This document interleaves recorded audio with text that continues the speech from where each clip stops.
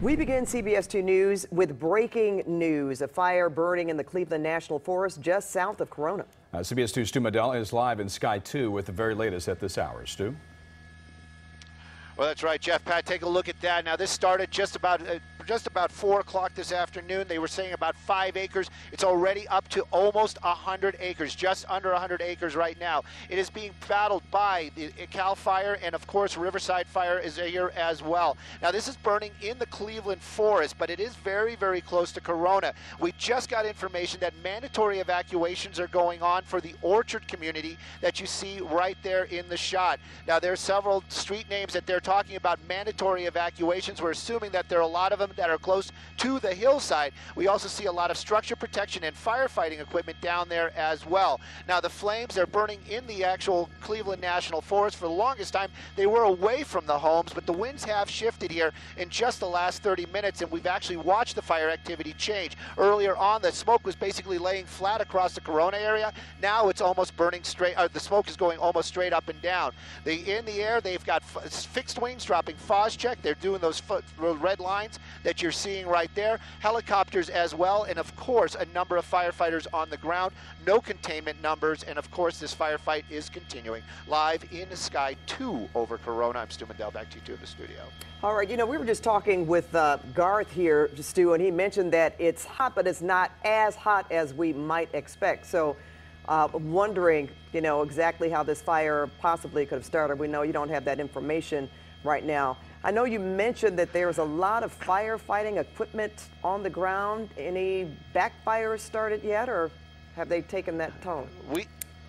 We haven't seen any of the backfires, and that's might be what they may be doing a little bit later on. Right now, they are still working to keep these flames inside their line. When I'm talking about their line, I'm talking about the Phos-Check lines. You can see it right there. That's actually flame retardant that the fixed wings drop. And if you look at this one spot right there, some of those flames are getting on the outside of that.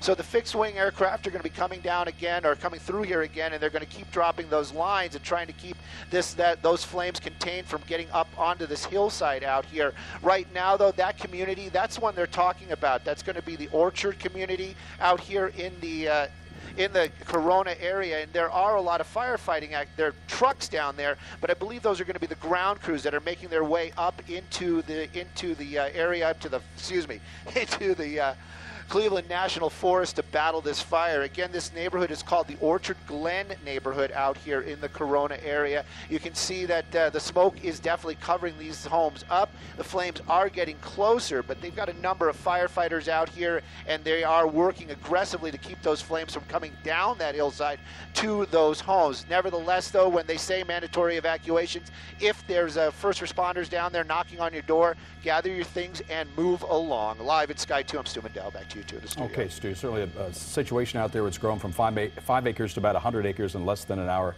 We'll continue to follow that here on CBS2. In the meantime, it's hot and humid outside, throughout the Southland. But Garth, as we were talking, it's not as hot as you might expect. So. No, we're getting that sea breeze, Pat. You can see it there. Good afternoon, everybody. 78 degrees downtown. West winds at 7 downtown. So we're picking these winds up. The humidity and the dew point up. That's good news for the firefighters out there. Makes it a little uncomfortable. But you can see the temperature's down about 4 or 5 degrees in quite a few spots from where we were yesterday. There are the winds over by the Corona area around 9 to 10 miles an hour. That will help them with the firefighting efforts. But you can see those onshore winds was blowing the smoke towards that housing development. So make sure if you're over there, your windows are closed. Put your air conditioning on if you need. So make sure your animals inside. You need that particulate matter just floating around through the area. Keep the smoke out of your house the best you can. We have big changes coming our way. Pat and Jeff will tell you about that coming up in just a little bit. Back to you two. Don't threaten to spit on me. I'm not going to intimidate our queen, Maxine. Well, a right-wing militia group calls off a protest against Congresswoman Maxine Waters in South LA when many of her supporters showed up instead. It was a showdown that never happened. A militia group called for a protest in South LA against Representative Maxine Waters. But by the time it was supposed to start, only Waters supporters showed up. And CBS 2's Dave Lopez is live in South LA, where police were on standby just in case of confrontations. Dave? Well, there were a number of police officers here just in case, as you said, Pat. Across the street, the field office where that one lone man who has not gone home from the protest. He's the only one left. That's the field office of Congresswoman Maxine Waters, who wasn't here today. Her offices were locked shut. No one was in there. She's in Washington. We did not get a response when we requested one. And it was a confrontation that many people expected, some wanted, but the opposition never showed. Supporters of Congresswoman Maxine Waters were ready. Some carried protection, just in case. She is queen of Los Angeles. If you don't believe me, ask anybody out. You're not going to intimidate our queen, Maxine. And on social media, a group called Oath Keepers had vowed to go to her office in South Los Angeles to protest. Protest what they called her far-left terrorist violence and threats of violence, based on what she said a few weeks ago. If you see anybody from that cabinet in a restaurant, in a department store, at a gasoline station, you get out and you create a crowd. And you push back on them. And you tell them they're not welcome. Outside her field office today at 102nd and Broadway, a strong presence of the LAPD, and nerves were on edge. Who are you? And just before 1, people supporting Maxine Waters thought they spotted Oath Keepers arriving across the street. That's not them. That's not them. We're with the people and we are against the Oath. It wasn't the Oath Keepers, but a different group coming to support Maxine Waters. A short time after that, the group was told by the LAPD that the Oath Keepers had called the LAPD and said, "We're not coming." We don't know if it's a trick, but they said they're not coming. Before 2 o'clock, the LAPD left. The crowd didn't. You think there would have been problems?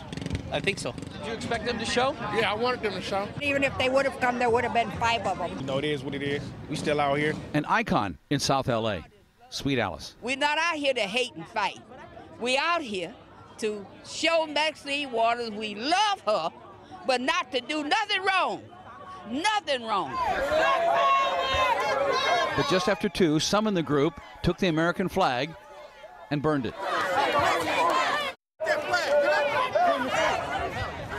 There were no arrests, no real confrontation other than that one about the flag. The LAPD came back for a while as just to monitor the situation. And again, Maxine Waters was not in her office. We asked for a response from Washington, never got one. As far as the group goes that was supposed to come here and protest, on their website they said that they were expecting anywhere from 100 to 150 of them and to please be here, and they would protest for several hours. Never happened. Reporting live from outside the district of Maxine Waters here in South LA. I'm Dave Lopez, CBS 2 News. All right, thank you, Dave. Is Mr. Putin going to Washington just days after he and President Trump met in Helsinki? Plans are apparently underway for a second summit here in the United States.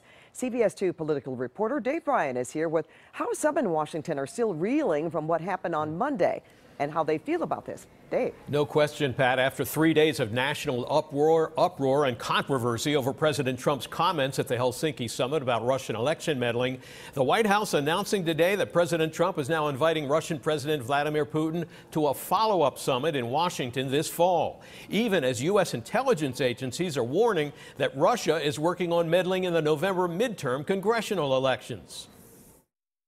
The White House has announced on Twitter that Vladimir Putin is coming to the White House in the fall. Say that again? Director of National Intelligence Chief Dan Coats may be laughing, but for the intelligence community, this is no laughing matter. Okay. Yeah.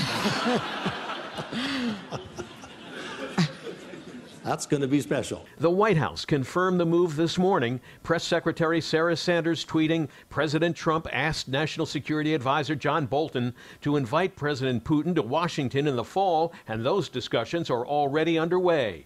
Mr. Trump hinted at this early this morning, writing, I look forward to our second meeting so we can start implementing some of the many things discussed, including stopping terrorism, security for Israel, nuclear proliferation, cyber attacks, trade, Ukraine, Middle East peace, North Korea, and more.